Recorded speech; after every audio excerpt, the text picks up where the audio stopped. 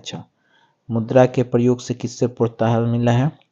बचत को, पूंजी निर्माण को, ऋणों का लेन देन और इनमें से तीनों। ठीक है, तो इसका जो राइट आंसर हो जाएगा वह इनमें से तीनों होगा, क्योंकि इसको भी मिला है, इसको भी मिला है और ऋण के लेन देन को भी मिला है, इसलिए इसका राइट आंसर क्या हो जाएगा? इनमें से तीनों। ठीक है, इसका राइट आंसर इनमें से तीनों। चलिए अगला क्वेश्चन करते हैं। अगला क्वेश्चन है कि पूंजी का निर्माण होता है, पूंजी का निर्माण क्या होता है? पूंजी का निर्माण होता है उपभोक्ता के द्वारा, विनियोग के द्वारा, बचत के द्वारा, इनमें से कोई नहीं। तो इसका जो राइट आंसर हो जाएगा वो हो जाएगा आपका बचत के द्वारा। क्या? बचत के द्वारा, बचत के द्वारा। ठीक है, तो इसका राइट आंसर हो जाएगा बचत के द्वारा। चलिए अगला क्वेश्चन करते हैं। अगला क्वेश्चन है क्या? मुद्रा के प्रयोग से किसको लाभ हुआ? अच्छा, मुद्रा के प्रयोग से किसको लाभ हुआ? उपभोक्ता को, उत्पादक को, ए बी दोनों को, इनमें से कोई नहीं। तो इसका राइट आंसर हो जाएगा ए बी दोनों को, मतलब क ख दोनों को। उपभोक्ता मतलब होता है ग्राहक और उत्पादक मतलब होता है निर्माण करने वाला। ठीक है, तो याद रखिएगा इसका ए बी दोनों आंसर होगा। चलो अगला क्वेश्चन करते हैं। अगला क्वेश्चन है कि साख का क्या अर्थ होता है? साख का क्या अर्थ होता है? ठीक है, विश्वास करना, ऋण लौटाने की क्षमता, ए बी दोनों और इनमें से कोई नहीं। तो इसका जो राइट आंसर हो जाएगा वो हो जाएगा ए बी दोनों। साख का जो अर्थ होता है वो होता है विश्वास करना और ऋण लौटाने की क्षमता। तो विश्वास करना मतलब विश्वास कर रहे हैं तो ऋण लौटाने की क्षमता है आप पे। ठीक है, तो इसका जो आंसर हो जाएगा वो क्या हो जाएगा? ए बी दोनों हो जाएगा। ठीक है, तो राइट आंसर सी हो जाएगा। चलिए अगला क्वेश्चन है कि साख का प्रयोग होता है, साख का प्रयोग कहाँ होता है? ठीक है, उपभोक्ता के लिए होता है, विनियोग के लिए होता है, ए बी दोनों के लिए होता है, इनमें से कोई नहीं। तो इसका जो राइट आंसर हो जाएगा वो हो जाएगा आपका कि ए बी दोनों के लिए होता है। ठीक है, ए बी दोनों के लिए होता है, उपभोक्ता के लिए भी होता है और विनियोग के भी लिए होता है। ठीक है, तो इसका राइट आंसर सी हो जाएगा। चलिए अगला क्वेश्चन है। अगला क्वेश्चन है कि मुद्रा की वैधानिक परिभाषा किसने दी थी? अच्छा, मुद्रा की वैधानिक परिभाषा किसने दी थी? तो प्रोफेसर मार्शल ने दी थी, प्रोफेसर पीगू ने दी थी, प्रोफेसर रॉबर्टसन ने दी थी, प्रोफेसर नैप ने दी थी। तो इसका जो राइट आंसर हो जाएगा वो हो जाएगा नैप। क्या? प्रोफेसर नैप में दी थी, नैप, प्रोफेसर नैप ने। ठीक है, तो इसका राइट आंसर डी हो जाएगा। चलिए अगला क्वेश्चन करते हैं। अगला क्वेश्चन है कि मुद्रा के प्रमुख कार्य क्या है? अच्छा, मुद्रा के प्रमुख कार्य क्या है? विनिमय का माध्यम, मूल्य का मापक और मूल्यांकन का संचय, इनमें से सभी। तो इसका जो राइट आंसर हो जाएगा वो हो जाएगा इनमें से सभी, क्योंकि मुद्रा का सभी कार्य है। ठीक है, विनिमय भी करता है, मूल्यांकन का माप भी करता है और मूल्य का संचयन भी करता है, तो इनमें से सभी हो जाएगा। ठीक है, चलिए अगला क्वेश्चन है। अगला क्वेश्चन है कि निम्नलिखित में विधिग्राह मुद्रा कौन है? विधिग्राह मुद्रा कौन है? हुंडी, चेक, बैंक ड्राफ्ट, नोट और सिक्के। तो इसका जो राइट आंसर हो जाएगा वो हो जाएगा नोट एंड सिक्के। क्या? नोट और सिक्के, नोट और सिक्के याद रखना। तो इसका राइट आंसर डी हो जाएगा। चलिए अगला क्वेश्चन। अगला क्वेश्चन है कि विनिमय का सर्वोत्तम माध्यम है, विनिमय का सर्वोत्तम माध्यम क्या है? वस्तु, चेक, मुद्रा और प्रतिज्ञा पत्र। तो इसका जो राइट आंसर हो जाएगा वो हो जाएगा मुद्रा। क्या? मुद्रा। ठीक है, तो इसका राइट आंसर सी हो जाएगा। चलिए अगला क्वेश्चन करते हैं। अगला क्वेश्चन है कि मुद्रा वह धुरी है जिसके चारों ओर अर्थ विज्ञान घूमता है, यह किस अर्थशास्त्री का कथन था? मतलब इसका किस अर्थशास्त्री का कथन है? पीगू का, क्राउथन का, मार्शल का और रॉबर्टसन का। तो इसका जो राइट आंसर हो जाएगा वो हो गया मार्शल। क्या? मार्शल का, याद रखिएगा। मुद्रा वह धुरी है जिसके चारों ओर अर्थ विज्ञान घूमता है, तो यह किसका कथन था? मार्शल का कथन था। ठीक है, चलिए अगला। निम्नलिखित में किस मुद्रा में वहीनता और अधिक होती है? वहीनता अधिक होती है। धातु मुद्रा में, वस्तु मुद्रा में, पत्र मुद्रा में, इनमें से तीनों में से। ठीक है, तो इसका जो राइट आंसर हो जाएगा वो हो जाएगा आपका पत्र मुद्रा। क्या? पत्र मुद्रा, पत्र मुद्रा। ठीक है, तो चलिए इसका राइट आंसर जो हो जाएगा वो हो जाएगा सी। अगला क्वेश्चन करते हैं। अगला क्वेश्चन है कि हमारे देश में किस मुद्रा को वैधानिक मान्यता प्राप्त है। अच्छा, वैधानिक मान्यता प्राप्त है वस्तु मुद्रा, शाख मुद्रा, चेक मुद्रा और पत्र मुद्रा। तो इसका जो राइट आंसर हो जाएगा वो हो जाएगा पत्र मुद्रा। क्या? पत्र मुद्रा। ठीक है, इसका राइट आंसर हो जाएगा डी। चलिए अगला क्वेश्चन है। अगला क्वेश्चन है क्या कि शाख पत्र कितने प्रकार के होते हैं। अच्छा, शाख पत्र कितने प्रकार के होते हैं? 4, 5, 8, 10। तो इसका जो राइट आंसर हो जाएगा वो हो जाएगा आपका 8। ये कितने प्रकार के होते हैं? 8 प्रकार के होते हैं। ठीक है, तो इसका राइट आंसर सी 8 हो जाएगा। चलिए अगला क्वेश्चन है। अगला क्वेश्चन है कि विनिमय कितने रूप में होते हैं। विनिमय कितने रूप में होते हैं? ठीक है, तो 2 रूप में होते हैं, 3 रूप में होते हैं, 4 रूप में होते हैं, 5 रूप में होते हैं। तो इसका जो राइट आंसर हो जाएगा वो होते हैं 2 रूप में होते हैं। क्या? 2 रूप में होते हैं। ठीक है, चलिए अगला क्वेश्चन करते हैं। अगला क्वेश्चन है, अगला क्वेश्चन है क्या कि मुद्रा का प्राथमिक कार्य कौन सा होता है। अच्छा, मुद्रा का प्राथमिक कार्य क्या होता है? विनिमय का मध्य, मूल्यांकन संचयन, विलोपन का भुगतान और मूल्य का हस्ताक्षर, मतलब हस्ताक्षर, हस्ताक्षर। तो इसका जो राइट आंसर हो जाएगा वो हो जाएगा आपका विनिमय का माध्यम। क्या? विनिमय का माध्यम। चलिए अगला क्वेश्चन है। आधुनिक विश्व के उद्योग में मुद्रा रूपी वस्त्र धारण किए हुए यह किसका कथन है?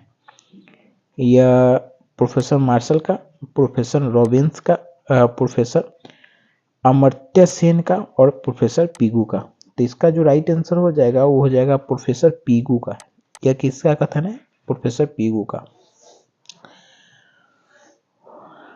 व्यावसायिक बैंकों द्वारा दिए जाने वाले ऋण को क्या कहते हैं? अच्छा, व्यावसायिक बैंक द्वारा दिए जाने वाले ऋण को क्या कहते हैं? शाख मुद्रा, बैंक मुद्रा, ए बी दोनों, इनमें से कोई नहीं। तो इसका जो राइट आंसर हो जाएगा वो हो जाएगा ए बी, मतलब शाख मुद्रा भी कहते हैं और बैंक मुद्रा भी कहते हैं। ठीक है, तो इसका राइट आंसर ए बी दोनों हो जाएगा। चलिए अगला क्वेश्चन है। अगला क्वेश्चन है कि विनिमय की प्रारंभिक अवस्था में मनुष्य का व्यापार किस पर आधारित होता है, मतलब किस पर आधारित होता है मनुष्य का व्यापार? वस्तु के विनिमय पर, मौद्रिक विनिमय पर, ये भी दोनों और इनमें से कोई नहीं। तो इसका जो राइट आंसर हो जाएगा वो हो जाएगा वस्तु के विनिमय पर। क्या? वस्तु के विनिमय पर। अगला क्वेश्चन है, मुद्रा वह है जो मुद्रा के कार्य करती हो और मुद्रा की यह परिभाषा किसने दी थी? अच्छा, मार्शल ने दी थी, रॉबर्टसन ने दी थी, हॉर्टले विदर्सन ने दी थी और सेलिगमैन ने दी थी। तो इसका जो राइट आंसर हो जाएगा वो हो जाएगा आपका हॉर्ट विदर्स ने दी थी। ठीक है, तो इसका राइट आंसर हॉर्टले विदर्सन। ठीक, चलिए अगला। यदि मुद्रा हमारी अर्थव्यवस्था का हृदय नहीं होती तो रक्त प्रवाह आवश्यक, यह कथन किसका है? प्रोफेसर मार्शल का, क्राउनथन का, हॉर्टले विट्स का और टेस्कॉट का। तो इसका जो राइट आंसर हो जाएगा वो हो जाएगा ट्रेस्टकॉट का। ठीक है, चलिए अगला क्वेश्चन है। अगला क्वेश्चन है कि विनिमय का वो सर्वोत्तम माध्यम है। विनिमय का सर्वोत्तम माध्यम क्या है? अच्छा, विनिमय का सर्वोत्तम माध्यम वस्तु, चेक, प्रतिज्ञा पत्र और मुद्रा। तो इसका राइट आंसर हो जाएगा मुद्रा। क्या? मुद्रा। अगला क्वेश्चन है कि शाख का क्या अर्थ है? और ये क्वेश्चन जो है आपको बताएं कमेंट में, क्योंकि ये बताया हुआ क्वेश्चन है। कमेंट में आप बताइए कि इसका राइट आंसर क्या होगा। चलिए अगला क्वेश्चन है, विनिमय की प्रारंभिक अवस्था में व्यापार किस पर आधारित होता है? अच्छा, किस पर आधारित होता है व्यापार? वस्तु के विनिमय पर, मौद्रिक, ए बी दोनों, इनमें से कोई नहीं। तो इसका जो राइट आंसर हो जाएगा वो हो जाएगा आपका वस्तु के विनिमय पर। क्या? वस्तु के विनिमय पर। ठीक है, चलिए अगला क्वेश्चन है, प्राचीन काल में किस धातु का मुद्रा के रूप में सर्वाधिक प्रयोग होता है? सर्वाधिक प्रयोग लोहा का, तांबा का, पीतल का, चांदी और सोना का। तो इसका जो राइट आंसर हो जाएगा वो हो जाएगा चांदी और सोना का। क्या? चांदी और सोना का। चलिए अगला क्वेश्चन है, मुद्रा का प्राचीनतम रूप है, मुद्रा का प्राचीनतम रूप है धातु मुद्रा, सिक्के मुद्रा, वस्तु मुद्रा और पत्र मुद्रा। तो इसका जो राइट आंसर हो जाएगा वो हो जाएगा वस्तु मुद्रा। क्या? उसका वस्तु मुद्रा। चलिए अगला क्वेश्चन है, विनिमय का सर्वोत्तम माध्यम है, विनिमय का सर्वोत्तम माध्यम क्या है? वस्तु, चेक, मुद्रा, हुंडी। तो इसका जो राइट आंसर होता है वो हो जाएगा आपका मुद्रा। क्या? मुद्रा। ठीक, राइट आंसर मुद्रा। अगला क्वेश्चन है, वस्तु विनिमय प्रणाली किस मुख्य कठिनाई थी? किसका मुख्य कठिनाई थी? आवश्यकताओं के दोहरे संयोग का अभाव, मूल्य मापन की कठिनाई, ए बी दोनों, इनमें से कोई नहीं। तो इसका जो राइट आंसर हो जाएगा वो हो जाएगा ए बी दोनों। क्या? ए बी दोनों। चलिए अगला क्वेश्चन है, आधुनिक युग की प्रगति का श्रेय डैश को की है, मतलब डैश को ही है? विकास को, मुद्रा को, बचत को, ऋण को। तो इसका राइट आंसर हो जाएगा मुद्रा को, इसलिए क्योंकि आधुनिक युग में मुद्रा नहीं रहेगा तो फिर किसी का श्रेय दिया जाएगा, मतलब मुद्रा से ही सब कुछ होता है, इसलिए इसका प्रगति का श्रेय किसको दिया जाएगा? मुद्रा को। ठीक है, चलिए अगला, एक वस्तु के बदले दूसरे वस्तु आदान प्रदान प्रणाली क्या कहलाता था?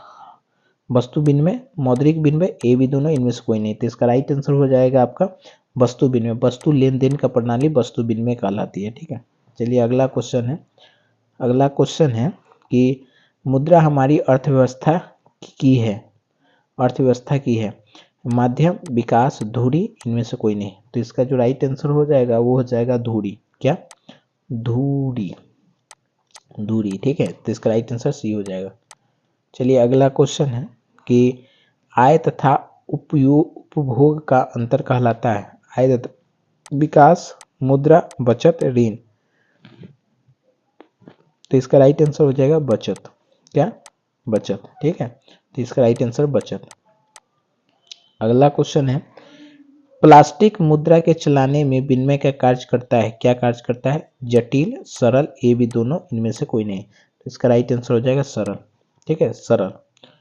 चलिए अगला क्वेश्चन है, निम्नलिखित में कौन विधिग्राह्य मुद्रा है? विधिग्राह्य मुद्रा कौन है? ठीक है, चेक, ड्राफ्ट, 10 रुपया, सभी। तो इसका राइट आंसर हो जाएगा वो हो जाएगा 10 रुपया। क्या? 10 रुपया का नोट। ठीक है, चलिए अगला क्वेश्चन है, निम्नलिखित में कौन विधिग्राही देश में किसी मुद्रा को वैधानिक मान्यता प्राप्त मुद्रा है? वस्तु मुद्रा, शाख मुद्रा, पत्र मुद्रा, चेक मुद्रा। तो इसका राइट आंसर हो जाएगा पत्र मुद्रा। ठीक है, पत्र मुद्रा। ठीक, तो इसका राइट आंसर सी हो जाएगा। चलिए अगला आंसर है, अगला क्वेश्चन है कि मुद्रा का प्राथमिक कार्य कौन सा होता है? मुद्रा का प्राथमिक कार्य होता है मूल्य का संचयन, विनिमय का भुगतान का मान, विनिमय का माध्यम और मूल्यांकन का हस्ताक्षर। ठीक है, तो इसका जो राइट आंसर हो जाएगा वो हो जाएगा विनिमय का माध्यम। ठीक है, चलिए अगला क्वेश्चन है, मुद्रा वह धुरी है जिसके चारों ओर विनिमय होता है? ये आपको कमेंट में बताना है क्योंकि ये बताया हुआ है। ठीक है, कमेंट में आपको इसका जवाब देना है। चलिए अगला क्वेश्चन है कि किसने कहा कि मुद्रा वह धुरी है जिसके चारों ओर? ठीक है, ये भी क्वेश्चन जो है आप कमेंट में बताइएगा। ठीक है, कमेंट में इसका क्वेश्चन को आप जवाब दीजिए। ठीक, चलिए अगला लास्ट क्वेश्चन है कि बचत को प्रभावित करने वाला प्रमुख तत्व कौन सा है? ठीक है, तो बचत की क्षमता, बचत की इच्छा और बचत की सुविधा, और इनमें से सभी। इसका राइट आंसर हो जाएगा इनमें से सभी। और आशा है कि यह क्वेश्चन आप लोग को अच्छा लगा होगा, तो लाइक, कमेंट और शेयर कर दीजिएगा। ठीक है, तो चलिए धन्यवाद।